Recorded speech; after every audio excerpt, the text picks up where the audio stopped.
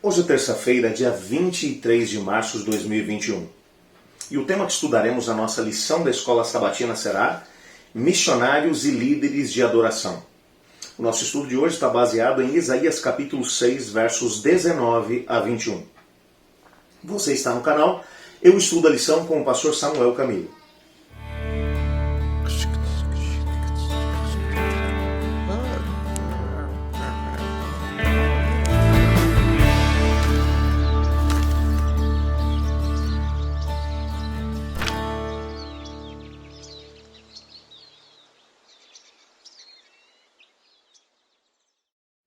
Para compreendermos melhor a mensagem da nossa lição de hoje, precisamos só relembrar alguns pontos daquilo que vimos nessa semana até o presente momento. O Senhor Deus prometeu que o seu povo, assim que retornasse do cativeiro na Babilônia, que eles teriam a alegria de poder ver o Senhor Deus fazendo novos céus e nova terra. Era uma promessa de que o Messias viria, estaria junto com eles e eles alcançariam realmente uma paz desejada tão grande que os povos, as nações seriam atraídos para eles. É claro que também haveria uma dimensão escatológica nessa mesma mensagem. O cumprimento final dessa mesma mensagem vai ser apresentado em Apocalipse capítulo 21 e 22. Já falamos sobre isso nas lições passadas.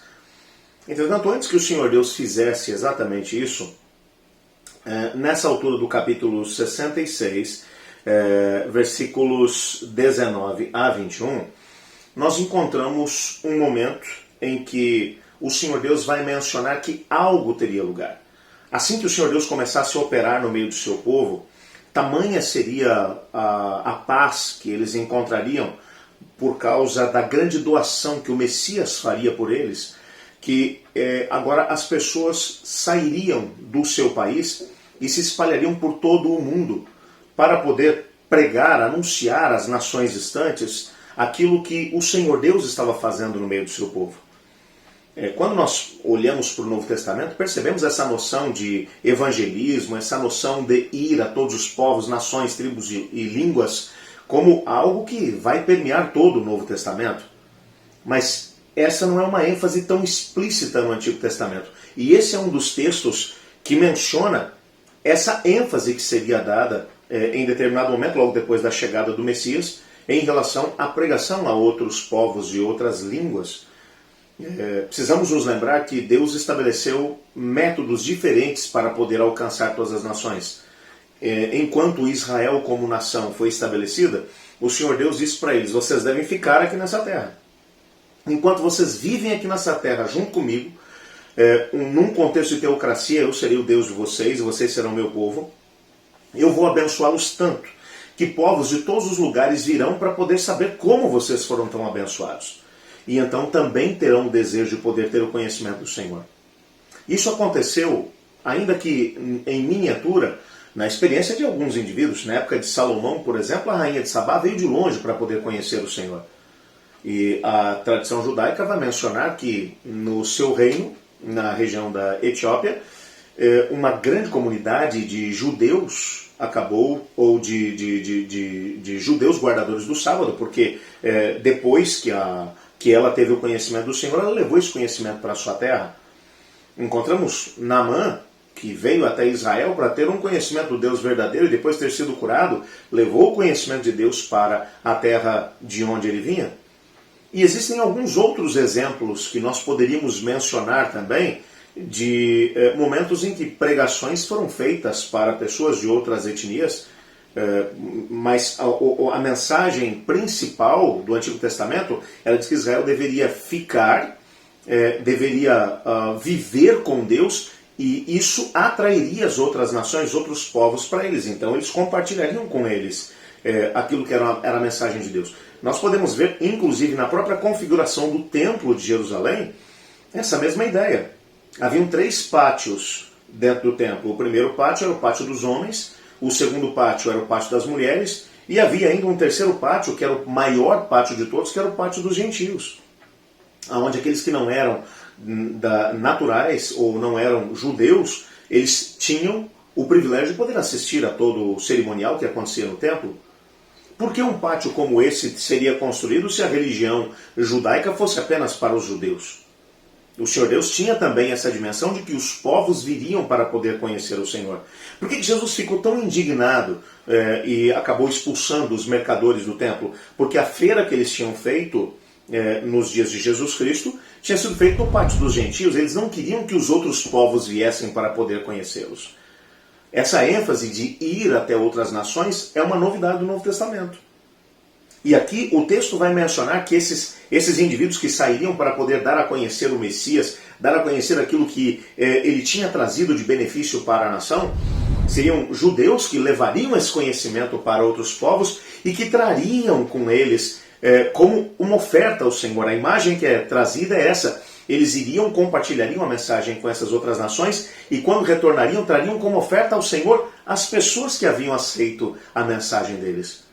É claro que de uma maneira muito, mas muito grandiosa, isso aconteceu com a pregação dos apóstolos. Principalmente quando olhamos para a pregação do apóstolo Paulo, que sem sombra de dúvida foi um dos pioneiros na pregação do Evangelho às nações que estavam à sua volta. Paulo começou ali naquela região da Ásia Menor, no sul da Turquia. Dali ele entrou para a velha Europa, foi o primeiro a pregar no continente europeu. Houve os demais discípulos em determinado momento, por causa da perseguição que acabou acontecendo em Jerusalém, eles também acabaram saindo, demoraram mais tempo, mas eles continuaram pregando e pregaram em lugares distantes, como a Índia, como a África, como também até o norte da Europa. O Evangelho de Cristo foi anunciado a todas as nações fora de Israel. Uma ideia como essa era uma grande inovação. Como as pessoas dos dias de Isaías encararam uma ideia como essa, nós não sabemos, mas não deve ter sido com bons olhos. Até porque uma visão exclusivista era muito forte dentro de Israel. Eles eram o povo de Deus, o templo de Deus estava com eles. Então eles eram o povo de Deus, não as outras nações. Mas existem indícios em todo o Antigo Testamento que mostram que o Senhor Deus sempre esteve preocupado com todas as nações, todas as pessoas, independente da etnia. E a razão pela qual havia escolhido Israel era por causa das outras nações. Lembra-se que lá em Gênesis capítulo 12, no chamado de Abrão, Deus disse: em ti serão benditas todas as famílias da terra. Era como se Deus estivesse dizendo para Abrão: eu te escolhi por causa dos outros. Eu te escolhi para que os outros todos pudessem ser abençoados, para que você fosse um instrumento abençoador. De certa forma, essa mesma mensagem é para nós hoje. Antes que a restauração de todas as coisas tenha lugar, antes que o Senhor Deus crie novos céus e nova terra, Ele também espera que nós tenhamos a iniciativa de nos unirmos a Ele nessa proclamação, para alcançar cada pessoa da nossa geração com a mensagem de que Cristo Jesus morreu pelos nossos pecados. Ele ressuscitou e venceu a morte, foi ao céu e intercede por nós, mas voltará com poder e glória para nos levar para si mesmo, para nos devolver a herança que nos foi roubada pela rebelião aqui no planeta. Portanto, essa mensagem de Isaías é extremamente relevante para nós. Nós fomos chamados para podermos ser os parceiros de Deus nessa grande obra de proclamação do Evangelho de Cristo. É isso que Isaías está mencionando e é isso que somos chamados a viver. Eu queria te desafiar a hoje dizer a Cristo: Senhor, aonde o Senhor me colocou? Na empresa onde eu trabalho, no lugar onde eu moro, seja através das redes sociais, não importa como, eu quero compartilhar também com outros as maravilhas que o Senhor Deus fez. Você quer ser um parceiro de Deus? Então una-se a mim nessa oração. Obrigado, Senhor, porque apesar de nossas falhas e defeitos, o Senhor nos escolheu como seus parceiros no processo de anunciar a todas as nações as mensagens maravilhosas do Evangelho de Cristo. Ajuda-nos a sermos os seus parceiros, a colocarmos a tua missão como prioridade em nossa vida. Pois em nome de Jesus que oramos. Amém. Eu estudo a lição. E você?